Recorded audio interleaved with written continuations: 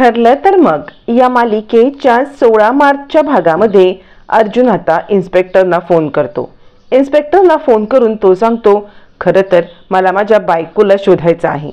म्हणजे काही 15-20 मिनिटांसाठी ती बाहेर गेली होती, पण त्यानंतर अजूनही घरी नाही आलेली आहे। हो, मला माहिती आहे 24 तास नाही झालेत, ऑफिशियल मी कंप्लेंट नाही नोंदवू शकत, म्हणूनच तुमची मी मदत मागतोय, असं म्हणत तो आपल्या पोलीस मित्राची सायलीला शोधायला मदत मागतो।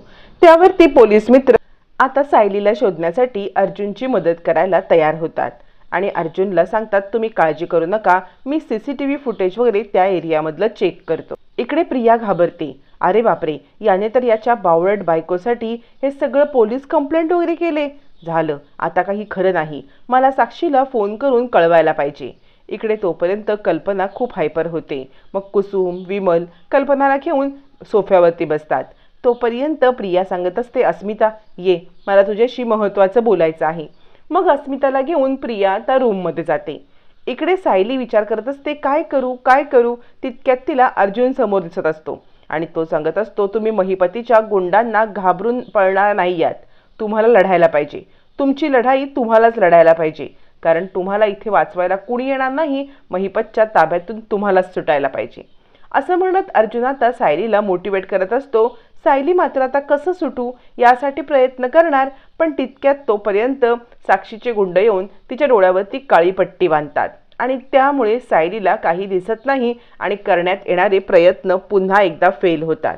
इकडे तोपर्यंत प्रिया अस्मिताला म्हणते, मी तुला एक गोष्ट सांगू का, अगं म्हणजे आश्रमात सुद्धा असताना ना ती नेहमी पळून जायची, त्यामुळे तिच्या ह्या गोष्टी मला माहिती आहेत ना, तिचं पळून जाणं मला नवीन नाही आहे, तुमच्यासाठी नवीन असेल, पण तुला माहिती आहे का, आश्रमातून जात असताना ती काय करायची, ती ना आश्रमातले पैसे सगळे घेऊन जायची, काही दिवस मजा करायची, मग परत यायची, तुला कळतंय का, तिने इथून सुद्धा काहीतरी कॅश वगैरे घेऊन गेली असेल। अर्जुनच्या साधेभोळेपणाचा फायदा घेऊन तिने हे सगळं केलंय। यावरती अस्मिता म्हणते, काय बोलतेस, मग आपल्याला हे सिद्ध करायला पाहिजे। यावरती प्रिया म्हणते, हे बघ कसं आहे, आपण ना तुम्ही किती कॅश नेले, कुठून नेले हे सिद्ध करू शकत नाही, पण आपण एक गोष्ट करू शकतो, आपण पूर्णाजीच्या कपाटामधले ठेवणीतले सगळे दागिने कुठेतरी लपवून ठेवूया आणि मग सायलीवरती आरोप करूया, मग मात्र सगळ्यांना विश्वास बसेल ना की सायली दागिने घेऊन पळून गेले म्हणून। यावरती अस्मिता म्हणते, हो ग, खरंच ही आयडिया चांगली आहे, चल आपण करूया, असं म्हणत दोघी जणी पूर्णाजीच्या रूममध्ये जाऊन आता सगळे दागिने गायब करून ठेवतात आणि रिकामे बॉक्स घेऊन खाली येतात। तोपर्यंत आता इकडे साक्षीला प्रिया कॉल करते आणि काय तिने नियोजन केले हे सांगते आणि म्हणते, तू एक काम कर, तिचा मोबाईल शोध, तिच्या मोबाईलमधून तू कल्पना मामीला कॉल कर आणि कल्पना मामीला मेसेज कर आणि तो मेसेज काय असेल हे मी तुला कळवते। यावरती साक्षी म्हणते, पण नंबर, प्रिया सांगते, आई नावाने नंबर सेव्ह असेल, तू कर तर, असं म्हणत प्रिया त्या साक्षीला काय मेसेज टाईप करायचा हे सांगते।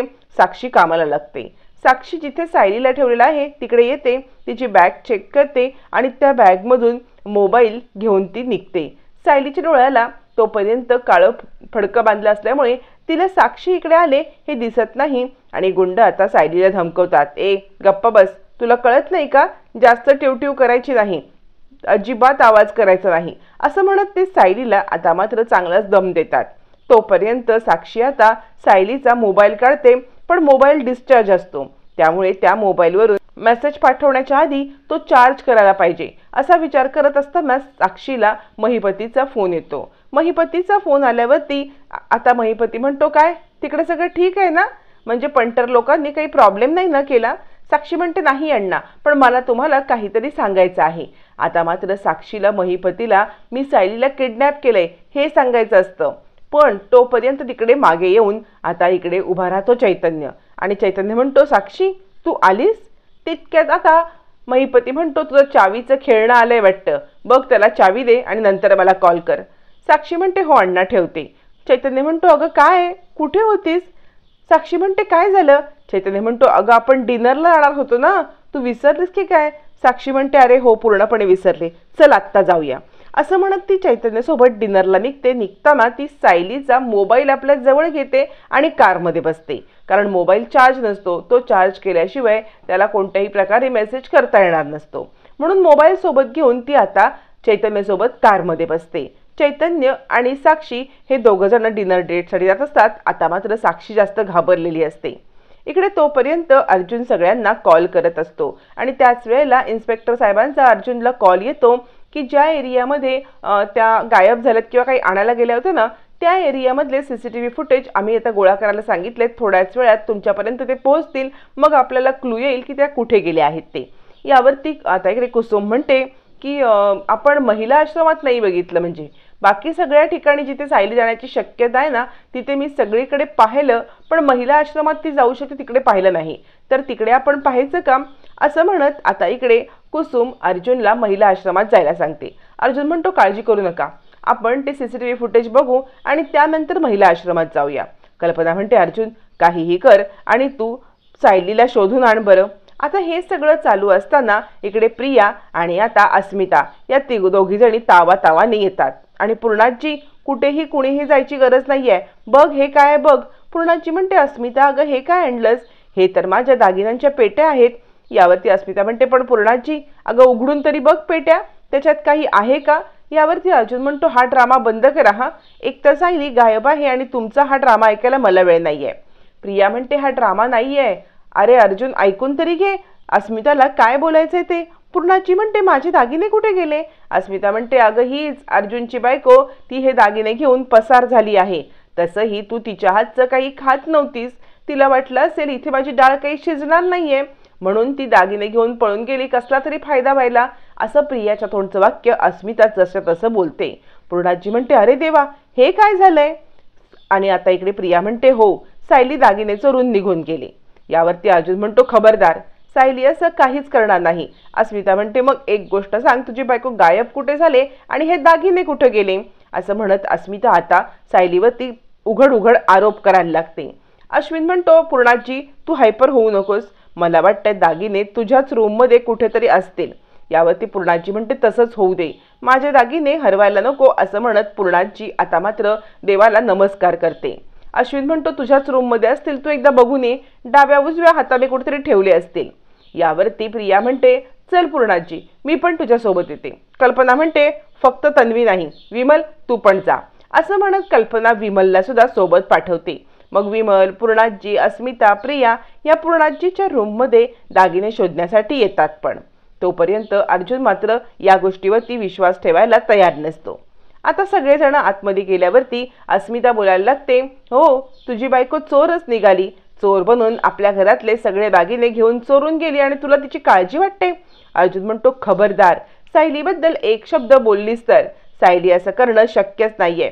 यावरती अस्मिता म्हणते शक्य नाही कसं शक्य नाही, कुणालाही न सांगता गायब झाली, घरातले दागिने गायब झाले, आमच्याच पैशावर तिचा डोळा होता आणि ती ते सगळं घेऊन गेली. यावरती अर्जुन म्हणतो खबरदार खबरदार सायलीबद्दल एक शब्द बोलशील तर. पण अर्जुनचं इतकं समजावून सांगण्यापलीकडे सुद्धा आता अस्मिता काही ऐकायला तयार नसते. तोपर्यंत कुसुम म्हणते माझ्या सायलीवरती ऑलरेडी ही प्रिया खार खाते, ही प्रिया तिला अडकवण्यासाठी नेहमी प्रयत्न करते आणि आता तर काय माझ्या सायलीवरती खोटं बालन टाळून ही सगळ्यांना सायली विरुद्ध भडकवत आहे. यावरती अस्मिता म्हणते तू गप्प बस ग, तुझ्या सायली विरुद्ध भडकवत वगैरे काही नाहीये, तुझी सायली चोर आहे चोर, आमच्याच घरात चोरी करून निघून गेली. आता अर्जुनचा पेशन्स संपतात, त्याचा रागाचा पारा चढतो. अस्मिताताई असं म्हणत तो अस्मिता मोठी बहीण आहे हे विसरून तिच्या आता कानाखाली द्यायला निघतो. अस्मिता चांगलीच हादरते. अर्जुन असं काही करेल याची तिला कल्पना पण नसते. तोपर्यंत पूर्णाजी येते आणि अर्जुन काय चाललंय तुझं? बरोबर बोलतीये ती बरोबर बोलतीये, कारण आत्ताच मी माझ्या रूममध्ये जाऊन दागिने बघून आले. माझ्या रूममध्ये दागिने नाही आहेत, तुझी बायको दागिने घेऊन पळून गेली. अर्जुन म्हणतो कुणीही मला येऊन जरी सांगितलं ना की सायली दागिने घेऊन पळून गेल्यात तरी माझा त्या गोष्टीवरती विश्वास बसणार नाही, कारण सायली असं काहीही करणार नाहीये. असं म्हणत अर्जुन मात्र सायलीवरती ठाम विश्वास दाखवतो आणि कुणाचं काही ऐकण्यासाठी तयार नसतो. यावरती आता इकडे प्रताप म्हणतो कल्पना तुझ्या मुलाच्या डोळ्यावरती प्रेमाची पट्टी बांधले, जरा बघ समजाव त्याला, ती मुलगी गायब आहे आणि दागिने गायब आहेत याचा अर्थ काय होऊ शकतो. असं म्हणत मात्र आता इकडे प्रताप सुद्धा सायलीवरती आरोप करतो. तोपर्यंत पुढे आता अस्मिता लगेचच वाट पाहत असते, ती म्हणजे साक्षीच्या मेसेजची. पण साक्षी अडकलेली असते ती आता चैतन्यसोबत. चैतन्य आणि साक्षी डिनर डेटसाठी आल्यावरती मग मात्र आता चैतन्य म्हणतो एक गोष्ट सांगू का मी, म्हणजे मी ना इकडे बघून येतो आहे का टेबल रिकामं, तोपर्यंत तू कारमध्ये बस. यावरती साक्षी म्हणते ठीक आहे. आणि साक्षी ताबडतोब मग सायलीचा फोन चार्जिंगला लावते.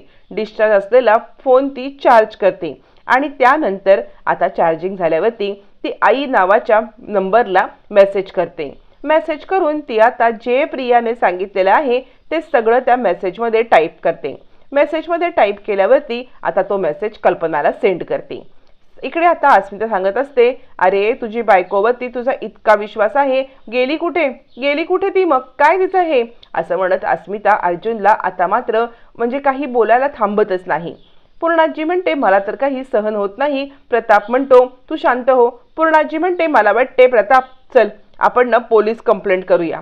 असं म्हटल्यावरती आता मात्र अर्जुन म्हणतो चाललंय काय तुमचं, सायली गायब आहे, तिची काळजी करायला पाहिजे, तिला शोधायला पाहिजे, तर त्याऐवजी तुम्ही हे सगळं करताय, असं म्हणत अर्जुन सगळ्यांना समजवत असतो. आता हे सगळं चालू असताना मग मात्र इकडे जो मेसेज टाईप केलेला असतो साक्षीने तो ती सेंड करते.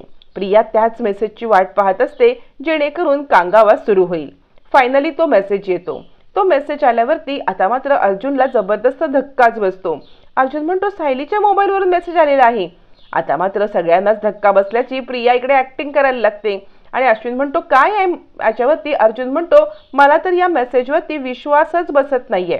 असं म्हणत मेसेज काय आहे हे अर्जुन सांगतो की सायलीने लिहिलंय या घरामध्ये माझा दर वेळेला अपमान होतो. आता माझा अपमान सहन करणं माझ्या सहनशक्तीच्या पलीकडे चाललंय. त्यामुळे आता मात्र या घरात मी राहू शकत नाही. मला वाटते आई तुम्ही तरी मला समजून घ्याल. असं म्हणत आता इकडे सायलीचा मेसेज सगळ्यांच्या समोर येतो आणि सगळ्यांना जबरदस्त धक्का बसतो. अर्जुन तरीही या मेसेजवरती विश्वास ठेवायला तयार नसतो. फायनली अर्जुन आता सायलीला शोधायला निघतो. तोपर्यंत सायलीला महिपतीच्या घरातून शिफ्ट करण्यात येऊन दुसरीकडे ठेवण्यात येत असतं. म्हणून तिला व्हॅनमध्ये घालून दुसरीकडे नेत असताना इकडे अर्जुन त्याच रोडवरती असलेल्या गणपतीच्या मंदिरात असतो आणि मला काहीतरी हिंट दे, मला सायलींना शोधायला तुझ्याकडून मदत पाहिजे, असं म्हणत गणपती बाप्पाची प्रार्थना करत असताना अचानकपणे सायलीची व्हॅन आता मात्र तिकडून जात असते.